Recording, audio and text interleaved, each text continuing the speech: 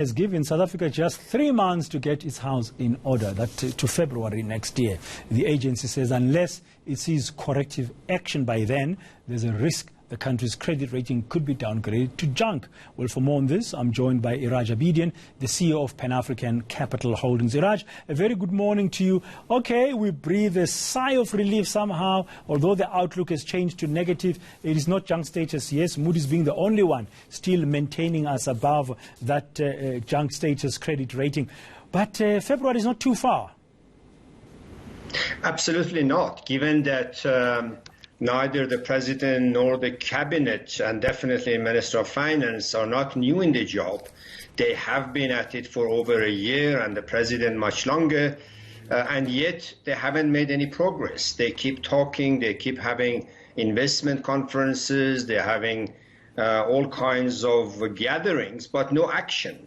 And very importantly, even with regard to some critical business side of the economy, such as Eskom, still the ministers haven't made any suggestion. I mean, there are lots of suggestions and chats, but no action.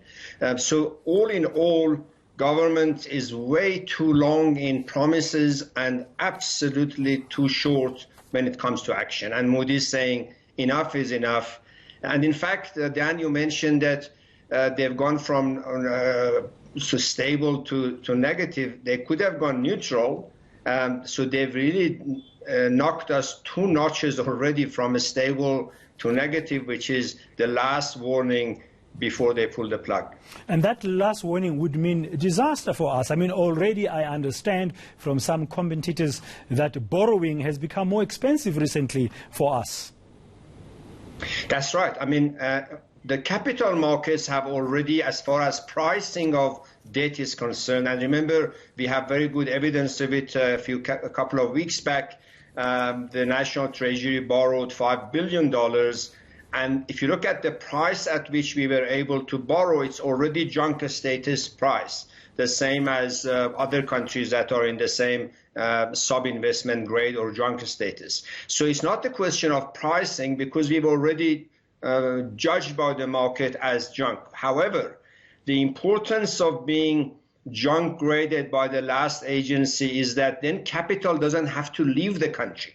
And that would be a very different ballgame altogether, with huge consequences for inflation, for investments, etc., etc. So it's a very huge last warning and the last step. And I hope the president will stop talking and meeting and chatting and playing in political games and do business. Turning the economy around is important to take note of politics, but it cannot be run the same way that politicians run politics and party affairs. Yeah, they're going to have to spend some time removing some of those political blockages which are seemingly stopping the implementation of some hard and bold decisions. Iraj, when you say that we are already being priced at junk by the capital markets when we borrow, if in February, by February, Moody says you haven't done enough, I'm now downgrading you to junk, I've given you enough time, you haven't acted in the right direction, it won't be that bad, would it? Or can it get worse?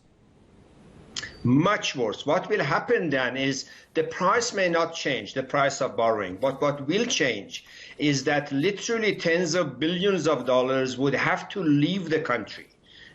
Those are the sovereign funds, the pension funds, provident funds, whether they are in New York, in Kuala Lumpur, wherever they are, and all of them, and the majority of them, cannot stay invested in a jurisdiction that is junk graded or sub-investment rated. As such, never mind that money won't come in as easily, but importantly, within 6 to 12 months, billions of dollars would have to leave the country, and that means huge pressure on the currency, huge pressure on interest rates domestically, and all of that means a 3 to 5 year recession, much like Brazil, much like any other economy that goes into a junk grade status. What follows is a period of 3 to 5 years of severe recession.